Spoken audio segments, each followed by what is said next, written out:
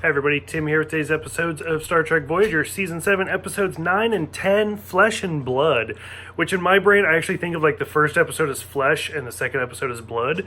That's just because of who I am. This episode, like, I understand why they made it a two-parter. It is a big deal, but it needed a subplot. Like, the first half of this, part one, is fantastic.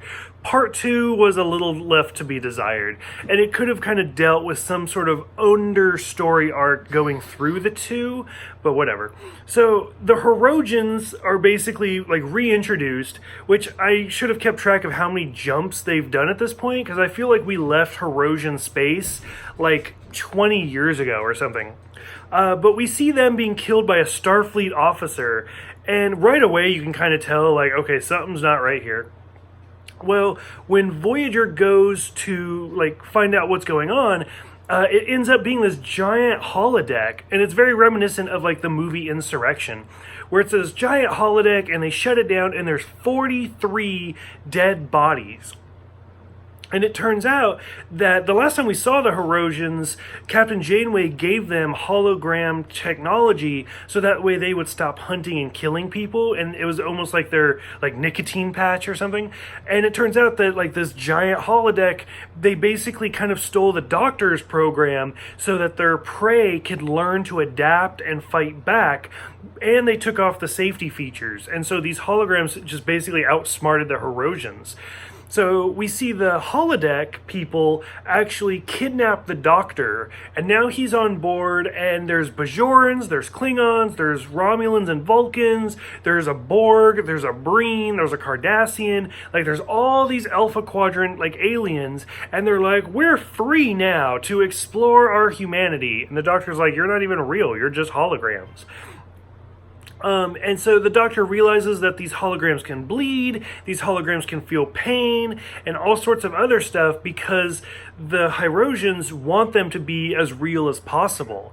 And so the Doctor and Captain Janeway have this big fight on, like, holographic rights, and it's kind of goes back to the same argument we've had since the pilot, and it even goes back to the Next Generation with Measure of a Man, that, like, do holograms like have rights? Are they sentient?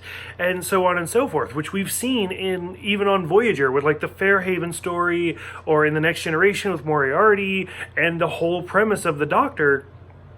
When does it become wrong to use a hologram, and do these holograms deserve like their own colony or their own space? And so it just basically becomes this big argument, and we never really get an answer to it. They end up kidnapping B'Elanna because the Doctor says, like, I'm a doctor. Like, you guys don't need a doctor. You guys need an engineer to fix you.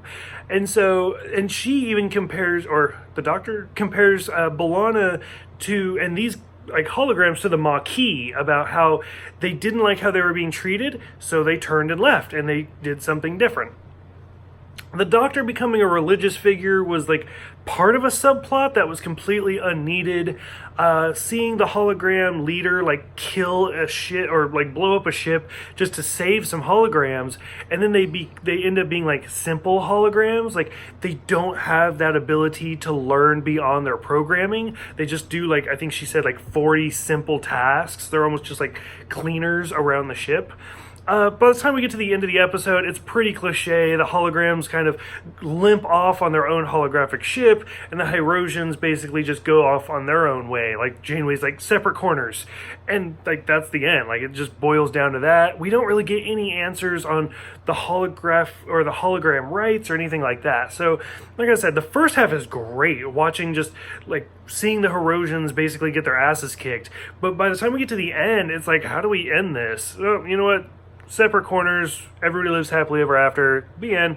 And I don't know, it just kind of lost me right around that point. So for those who have seen this one, what did you guys think about seeing the Hirogens after all this time? Which even Chakotay's like, we haven't heard from them in forever. What do you think about the hologram rights? What did you think about the Doctor, like, trying to save all of these different characters? Go ahead, let me know. I will see you guys next time for Shattered.